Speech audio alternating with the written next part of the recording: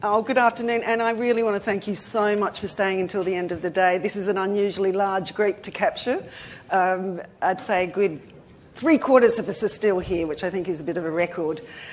I just heard from Luke from the Climate Institute that today Divest Invest Australia was trending second on the most talked about tweeting issues in the whole country. So well done. For everybody who participated, I think it shows the energy that was in this room today. We've had a very aspirational day, and I think we're going to end on an aspirational note as well, because I think this issue of Divest Invest is a lot about how you see the world and how you see things. It's not set in facts and figures, it's not embedded in data. A lot of the time it really is about how you see the world and where you see it going. This session is this my zero carbon life and is this my zero carbon economy? And we're going to imagine ourselves in that world, and we're going to imagine the kind of investment landscape that took to get us there. What kind of things did we leave behind and what kind of things did we chase? And we're going to start by hearing from Dr. John Hewson AM, who is a very well-known figure in this world to a lot of people in this room. Some people may not have heard him speak before, but John has been speaking about these issues for I'd say over 15 years. 25. 25 years. And I think that puts him probably as one of the few people in Australia who's really been speaking boldly and courageously and articulately about this for such a long time. We're going to ask John to give a closing address to us, embracing all sorts of things from politics to direct investment in clean technology, which he's been doing over the years, and also his experiences in the world of the Asset Owners Disclosure Project. And then I'm going to be asking James Bond, who's James is the External Affairs and Investment Manager at Australian Superannuation Funds of Australia, ASFA. And prior to ASFA, James was the Chief Economist at the Financial Services Council of Australia, an Associate Director of Pricewaterhouse, and a Senior Economic Advisor to Kevin Rudd, and was part of the team to build the first emissions trading scheme in Australia. And he's also worked in revenue and budget analysis at 2 state treasury departments, and was the President of the Australian Services Roundtable. So James will be joining us later to talk after John talks. I want to introduce John Hewson now. John is currently the chair of the Asset Owners Disclosure Project and is the former leader, as we know, of the Liberal Party of Australia. What's up here behind me? Is somebody laughing at what's on the screen? No. Okay. John, before and after politics, also had a distinguished business career. He has worked as an economist for the Australian Treasury, the Reserve Bank, the International Monetary Fund. He was director of Macquarie Bank and also the past chairman of ABN AMRO in Australia. His academic career includes 11 years as a Professor of Economics and Head of the School of Economics at UNSW. He was the Dean of Macquarie Graduate School of Management and a Professor of Management at Macquarie University. And he's also been the Director of many startup organisations, including in the renewable energy sector, which is guided from early stage to maturity. And he's also been heavily involved in the climate change debate in Australia, as we know, and internationally for 25 years. So thank you very much for joining us today, John. Thank you. Please. Well, thank you very much, Louise. It's a pleasure to be here. I think I should begin by admitting that I'm actually here on behalf of Spectre, and James will have something to say about that in due course. No, look, I have had a long history in this subject. As a small L Liberal in a large L Liberal party, it's never been easy to advocate doing something substantive in response to the challenge of climate change. In 1993, in my election strategy, the Fight Back thousands of pages of policy detail, which most people today refer to as the longest political suicide note in history because I lost, there was an environment policy, which nobody read, I'm sure, because it was hidden behind the GST and other policy initiatives. But it called for a 20% reduction in emissions by the year 2000 off a 1990 base. So as I look today, still looking for a clear explanation of how we'll get 5% by 2020 or 26 to 28% by 2030, I think we've lost about 30 years in this country of what should have been a significant, I would say, technological revolution in the areas of renewables and alternative technologies in particular, which we've lost. And when you're in a country that's today trying to make a transition from a resources-based boom economy to something else, I mean, I can't understand why you'd let renewables go, or why my old press secretary, Tony Abbott, would run a 2-year campaign to try and close down the renewables sector. I think that's just quite inconsistent with common sense, apart from understanding the urgency of the challenge. I'm a little disappointed now that, Paris was great and everyone got together and we got an agreement, but I don't see too much happening in a substantive policy sense to back that up. And in our case, to imagine how we're going to get even 26 to 28% reduction in emissions by 2030, when the real number should be at least double that, if we're going to make a sensible net zero emissions by 2050, then I'm just very concerned that we're losing time. And successive politicians have played short-term politics with an issue that's far more important than any of them. And they all say that I want to leave a legacy for my children and my grandchildren. Well, they're leaving it, but it's not exactly what they should have had in mind. Anyway, I'm here to talk a bit today, obviously, about investment and divestment. I've been involved in the investment process in response to the challenge of climate change for many years. We've built a whole series of different businesses to prove the point that actually sensible business can make a quid out of a sensible response to climate change. And that's even if we don't have an emissions trading scheme and a global price on carbon. If we did have, we'd have another income stream which would make it even more significant opportunity. So we've done businesses like household garbage recycling, taking the methane gas out and turning it into electricity, energy efficient light bulbs. Another business, we built the largest biodiesel plant in the world in Singapore. Another business, green data centres, which are big power guzzlers, of course, and can be dramatically improved by application of simple green technologies. Presently working on a project in North Queensland to turn sugarcane into electricity and ultimately biodiesel, bioethanol. Projects in pure natural graphite, which will make the Tesla car go 37% further at about a tenth the cost, or baseload solar at about 8 cents a kilowatt hour. Just a few examples of where I think we need to go. What worries me, though, is we're missing a lot of these opportunities in this country.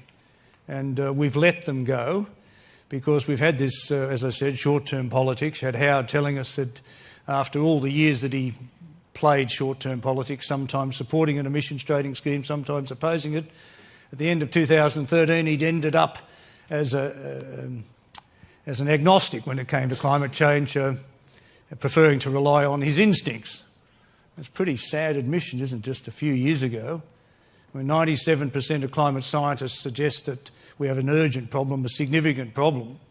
It's not a question of religion, it's a question of science, and it's not a question of instincts, it's a question of scientific fact. So I do think we've got a long way to go and we've lost a lot of time, but I'm very ambitious in terms of the pace of what I have now observed in the technological revolution globally and how fast that is going to change things. I mean, you look at Tesla as an example of that. In the Tesla model, of course, you get your power wall at home, you put your panels on the roof, you store your solar power, which allows you to run your home 24 hours a day and back your now $35,000 Tesla up of an evening and charge it overnight and be able, in principle at least, to disengage from the grid. And that's just the beginning, really, because there are a whole host of others getting into the battery storage, heat storage business, and a whole host of other car manufacturers who for many years did their level best to close down anybody who wanted to talk about an electric car. And now you're starting to see real competition with Nissan coming out, General Motors coming out, Mercedes, BMW, Toyota. It's happening, and it's happening much faster. The Tesla car was announced 4 years before they anticipated they'd be able to do it. Realistically, you can see many households in at least the Western world being able to disengage from the grid by the middle 2020s. That is a revolution, the pace of which is gaining enormous momentum. One of the things that I've been involved in for the last 7 or 8 years, I guess, John, I'm not sure how the board members there, but is the Asset Owners Disclosure Project. A view we took in setting that were two things we were concerned about. One, we were concerned about the risks that the financial community and asset owners in particular were running in terms of climate risk. And secondly, we took the view that while governments will dick around deciding whether or not they price carbon or ban incandescent light bulbs or mandate biofuels or whatever, investment in the end is going to drive the revolution. And if you can encourage a shift in investment away from climate-exposed investments to other investments, to low carbon intensive investments, renewables, alternative technologies, you can underwrite the technological revolution that I've said should have been happening over the last 30 years. Our concern in the Asset Owners Disclosure Project was to pick an area of the financial sector first, which we could focus on to try and encourage, or I say encourage, disclosure. That is, we picked the largest asset owners of the world: pension and superannuation funds, sovereign wealth funds, some university endowment funds, some insurance companies. All got a fund of at least 5 or 7 billion as the smallest, through to some of the largest, nearly $1 trillion. I think the Norwegian sovereign wealth fund is probably the largest. And we survey them and rate them and rank them on their management of climate risk.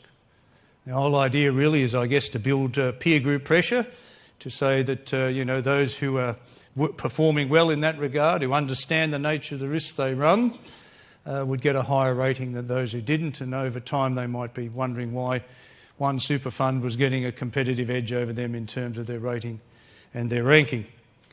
The concerns out of that survey initially were that we found that they had, they control maybe 40 to 50 trillion US dollars worth of assets, that top 500, very large players in the global financial world, but they had more than 50% of their investments in climate-exposed investments, not just fossil fuels, but more broadly, or climate-related investments, and less than 2% in low-carbon intensive investments. Now that is a 50-2 punt against climate, or some dimensions of the climate challenge actually precipitating a global financial crisis. Hank Paulson, who was Secretary of the US Treasury at the time of the GFC, has said recently in support of our work basically that punt, that risk, dwarfs the risk that was run in the subprime crisis in 2007-2008. 50-2 is a huge punt that it won't happen. How can it happen? Well, of course, it could be a climate event itself that can strand the value of assets, impact on share prices, property values and so on. Katrina's a good example. It just wiped out New Orleans. Think of the companies, shares that were associated with that. Property values that were associated with that were negatively impacted quite dramatically as a result of that particular weather event. Sandy went further up the coast of the United States. In the end, you have to respond by waterproofing New York City. These are big climate impacts, and of course the thrust of the climate science is you'll get more extreme weather events occurring with greater frequency and intensity. That's definitely happening, and the rules and expectations we come used to are actually being broken year in, year out as the planet warms. The second thing is, of course, that can contribute it is a government response to the challenge of climate change. It could be the Global Emissions Reduction Agreement, which leads to a global price on carbon, which changes the economics, if you like, of fossil fuel investment versus other investments. It could be all the other government policies that result in mandating different types of fuels and banning light bulbs and so on. Collectively, government policy can be a second factor that can precipitate or contribute to a global financial crisis. And the third one is the one I was talking about to start with, technology. I think, myself, some combination of those three things could actually work in time to actually precipitate a substantial financial crisis. We've been very encouraged at Asset Owners Disclosure Project by the recent response of people like Mark Carney and the Financial Stability Board and the establishment of the Bloomberg Task Force, which I'm sure you've heard quite a lot about, designed to actually encourage some of the major institutions to look at the extent of their climate risk. Our last survey of the top 500 asset owners last year found that only 7% of those funds could adequately measure the risks that they were running, the climate risks they were running in their portfolios, and only about 1.5% of those funds actually had a strategy to manage that risk in 2016. Our next survey is due out in, I think, early May, 2nd of May, and we'll be able to, I think, get a much more substantive response and a much more significant reading than the last few surveys. We got a lot of pushback early on, of course, by a lot of these asset owners who, didn't want to tell anybody about anything they were doing, certainly didn't want to be rated or surveyed and rated. The response rates are picking up now quite dramatically as there's quite a snowball effect growing here, which I think is going to change the nature of a lot of the behaviour of some of those institutions. Now, for a pension fund or a superannuation fund, the directors have a clear fiduciary responsibility to manage their money in a way that maximises the return to their members, their superannuants, so that over their working life you maximise their superannuation returns. Yet predominantly, of course, they hand this out to short-term focused and remunerated managers who just don't want to think about that happening on their watch or, pushing it out. These are longer-term structural considerations, risks that are not being factored into some of these short-term decisions. There's a bit of hypocrisy in there as well, and some of these institutions will say that when they want to invest in a company, they may demand quite a lot of disclosure about that company's climate risks and climate risk exposures, but they won't apply the same standards to themselves in terms of disclosure. So I think in asset owners we should have an additional index and a hypocrisy index where we identify some of that and attempt to quantify it. But you can see the thrust of what I'm on about. As an economist, I've been involved in writing on banking and risk management for 40-odd years, and I have a very simple conclusion. Financial markets do not understand risk. They do not manage risk very well. They consistently underprice risk. You can't tell me that a subprime loan wasn't underpriced in terms of the risk that was being run. When you get a subprime loan, you needed to be a financial delinquent, very poor record in meeting your financial commitments. They'd lend you 125% of the value of a house at an artificially low initial interest rate, which they'd reset as the equity in the home went up, on a no-recourse basis. If you couldn't meet your payments, you can hand back the keys. Now, that's a highly risky asset. Highly risky exposure for the banking community. And then they securitise those and build a whole structure of debt, CDOs, CLOs, credit default swaps. So not surprising, it's a punt on house prices going up in the US when they didn't go up for 1 year. Pull the bottom out of that pile, the whole lot comes down. They had no idea of the impact of that on individual institutions. You could tell Lehman Brothers, who created a lot of CDOs, they were going to get hit pretty hard. They didn't see the tentacles from Lehman Brothers going out across the financial community. And the same, I think, with climate risk. While there are individual institutions that are running very large risks, nobody knows how systemically those risks are going to play out. And that's where I think some of the work that Bloomberg is doing and the Financial Stability Board are doing and their equivalent in Europe are doing will ultimately improve disclosure. Ultimately, I think in the European case, it will probably become mandatory disclosure. And you'll start to see a completely different attitude from superannuation fund members through to the boards of those institutions worrying about the magnitude of those risks. So I think it's a very interesting time. I know a lot of people focus on divestment as an appropriate response to those risks. I personally see that as only one opportunity. You can probably get derivative coverage. You can invest more at the bottom end in low-intensity, carbon-intensive investments to offset your risks at the higher end. We want them to identify the risk, to manage the risk, in effect, to put their own price on their carbon exposures and then respond to those accordingly in terms of their particular investment mandates. And I think we are now finally starting to see that happen. And, hopefully that will be carried through to significant policy action. Of course, the response in this country, the Reserve Bank doesn't think there's much of a climate risk being run by our institutions. I'd go around and have a look at the bank balance sheets, which are not presently rated by us, but we're looking at doing, as we're thinking of ranking asset managers and actually surveying and ranking some of the rating agencies as well. I mean, these are all elements of the basic problem, but the risks are very real and they are being run. Our banks, if they brought to account their exposures to the coal industry, the gas industry, more broadly fossil fuels, then go to the climate, the broader dimension of climate-related risks, you'd write off a significant percentage of their balance sheets if you mark some of those things to market. I mean, some of these banks have not only bought coal companies or invested in coal companies, they have also bought into coal loaders and transport infrastructure that supports the coal mine. You think about how that might spread through their asset structures as they stand today. These are very real risks, and I think they need much more attention than they're presently getting. And so in those terms, I think I welcome a conference like this because it does actually start to focus in on some of these and other issues in a very effective way. And one day, when My father used to say to me as a child, how do you get the attention of a donkey? And he'd say, you hit it over the head with a lump of 4x2 time and time again, and finally it responds. I think that's where we are. Thank you.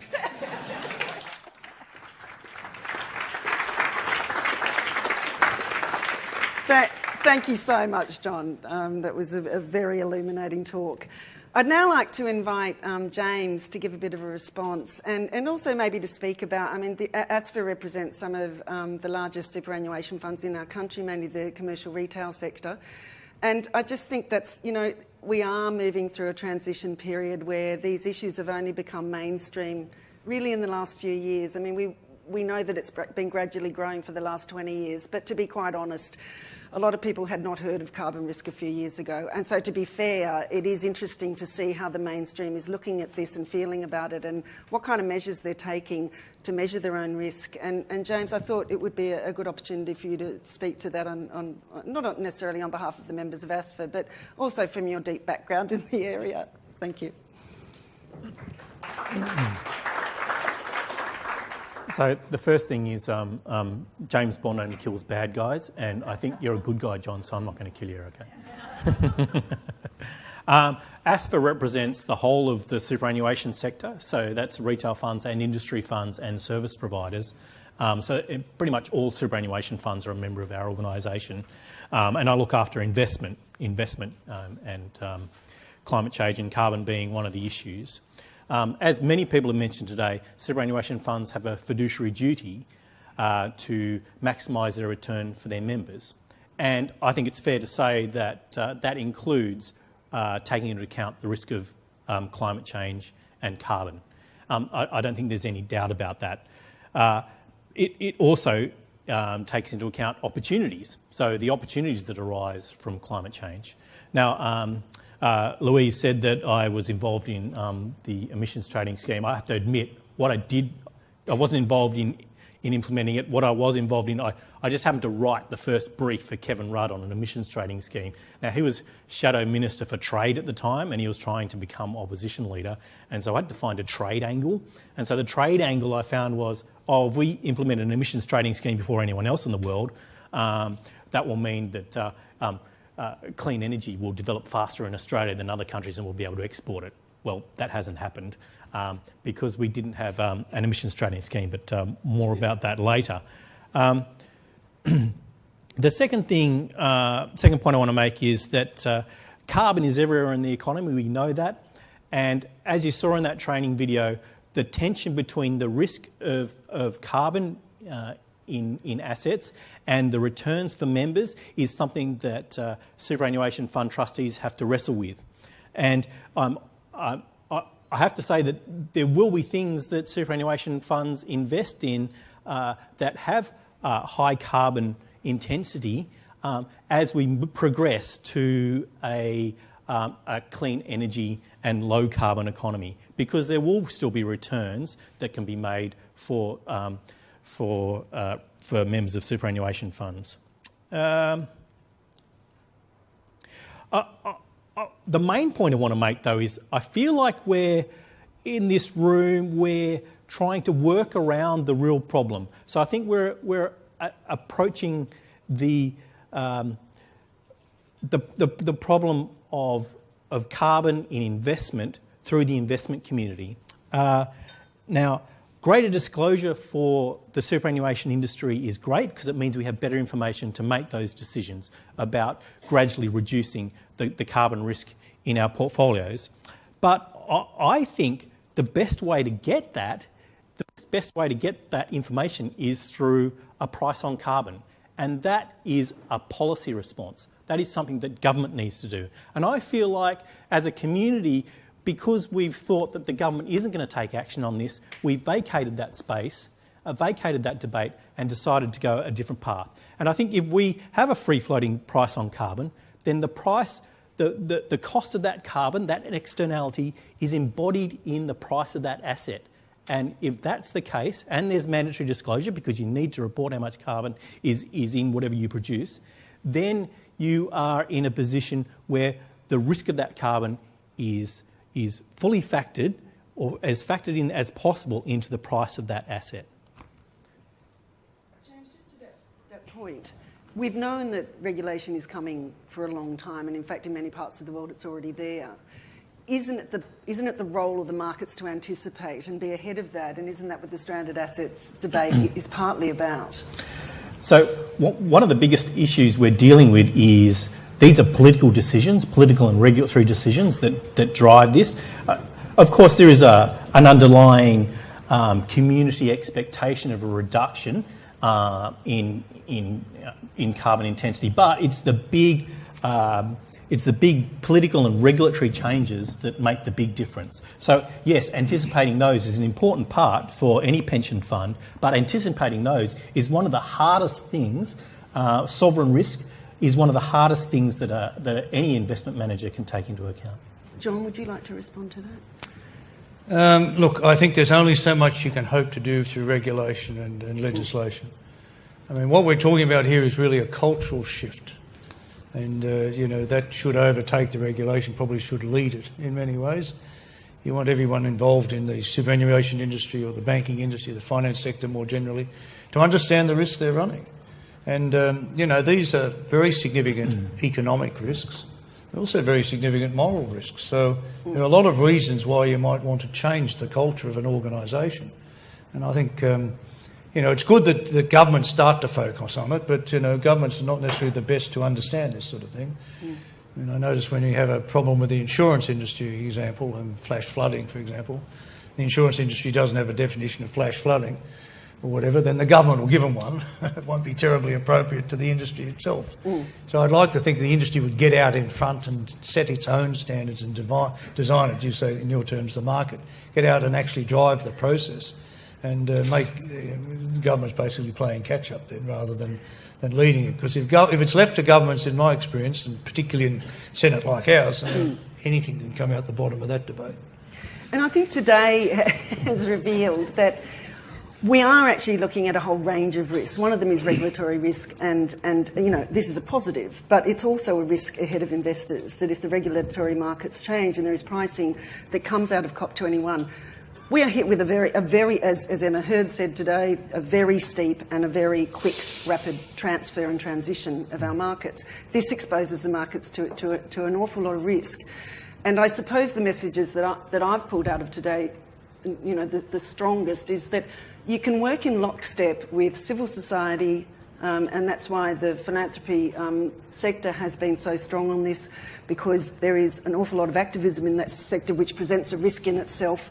We have technology risk, and we have the price of solar in India and China is cheaper now than developing new coal-fired plants. And we have a stream of other risks that go with the regulatory risk as well.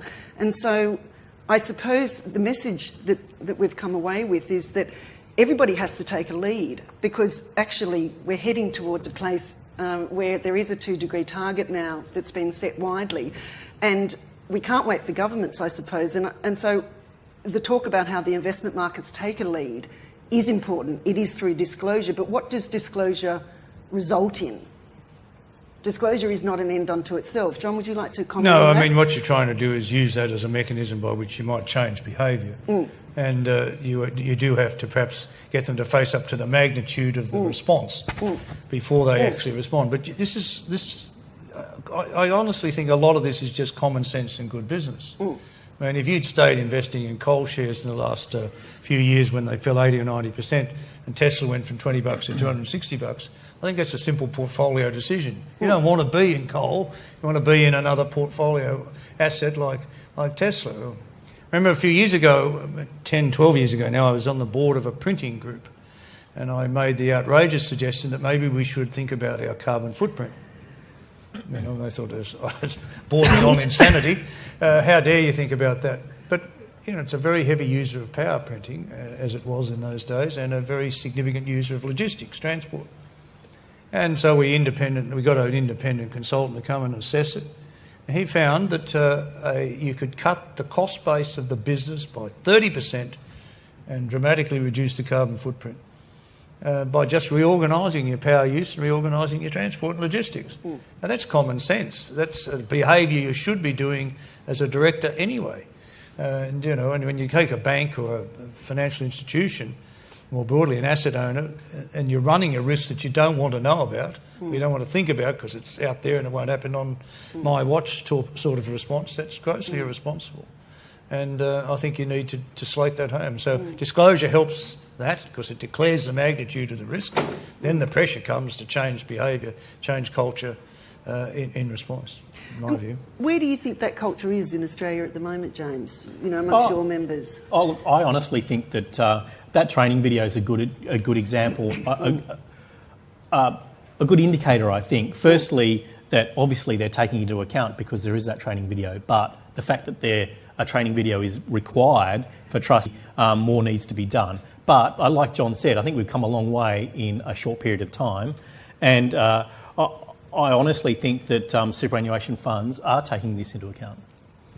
But it's the degree to which they're taking it into account. It's the degree to which they consider this the political risks a risk, how risky that is, and it's the degree. And all the time they're making decisions about risk versus return all the time. And so this is just one risk they have to take into account. See, what you don't want to happen is you don't want to leave it to be a crisis, to have the so the climate-induced financial crisis. Then everyone says, oh, Christ, we should have done something about that. Then you get an overreaction the other way. And then you say, you should have done something. Well, and so in that case, all the players. But at the same time, you don't want to be the fund that divested everything at once and made lower returns as a result. So there's that risk as well. So they've got to balance those two risks.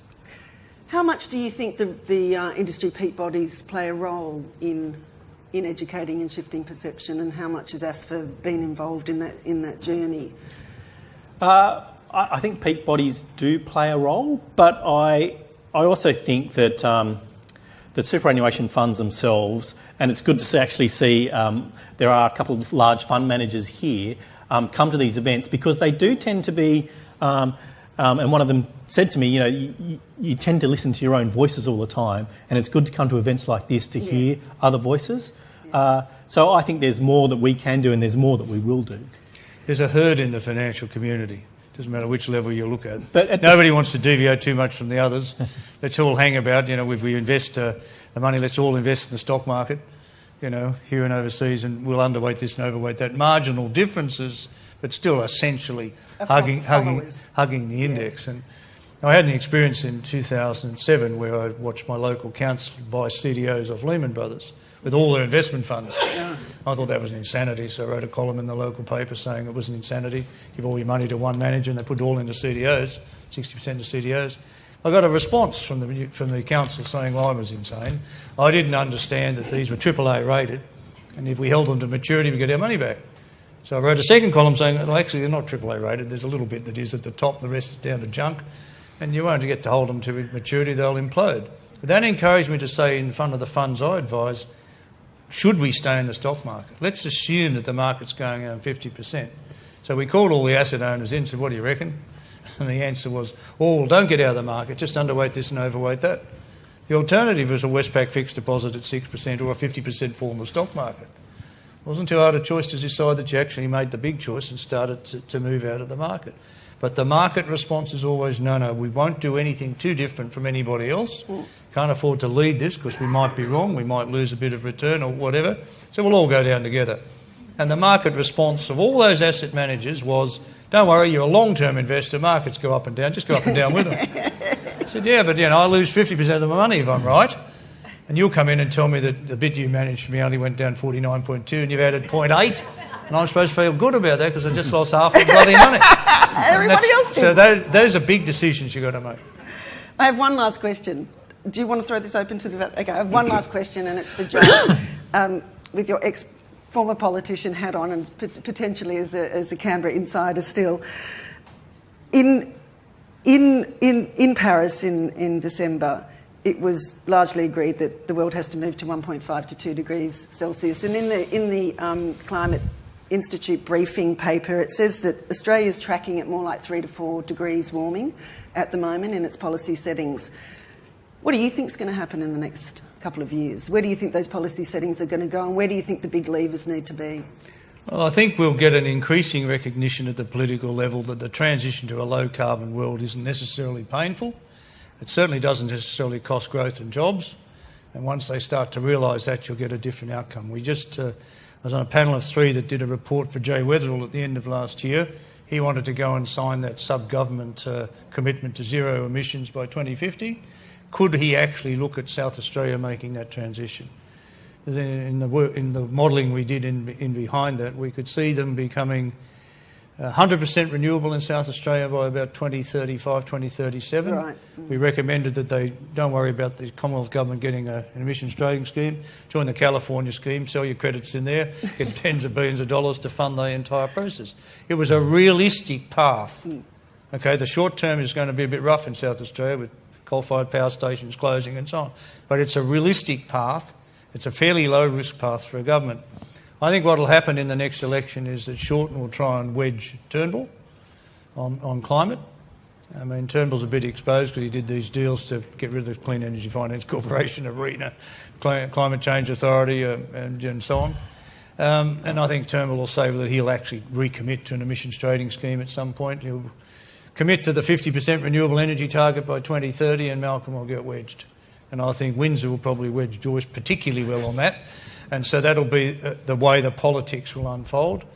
I suspect out of that we might get a 45 or 50% emissions reduction, renewable energy target by 2030, which is inadequate, as I said in my remarks before, but at least it's a step in the right direction. And as people start to understand that it's not necessarily negative to growth, it'll bring new industries and new opportunities and new employment. I think that the political debate will shift in the course of the next few years. If it doesn't, we've got a very real problem because we're already late into the game. We've already missed the boat in terms of the magnitude of the adjustment we should have already made, as I said before, let alone what we've got to make by 2030. And to get to net zero emissions by 2050, we've got a damn long way to go. And, somebody at some point is going to have to make a political stand on that and run it hard. And I suspect it might even happen in this election. I used to say that I have great faith in democracy and democracy will give us the right outcome, but now I'm not so sure. But one thing that I think is going to happen is we're going to come under increasing global pressure. We could become an international pariah. And I don't think we're that far away. And the European Union's sort of talked about this before, charging tariffs on countries that have high or don't have some sort of climate change or carbon policy. So those sort of risks exist, and I think that's something that could, if there's no action, that will drive action quite quickly, I think, from a government. But I think I'm going to keep my faith in democracy. I think, like John said, this could become an election issue, and I think the government could be wedged on this, but we'll wait and see, I guess.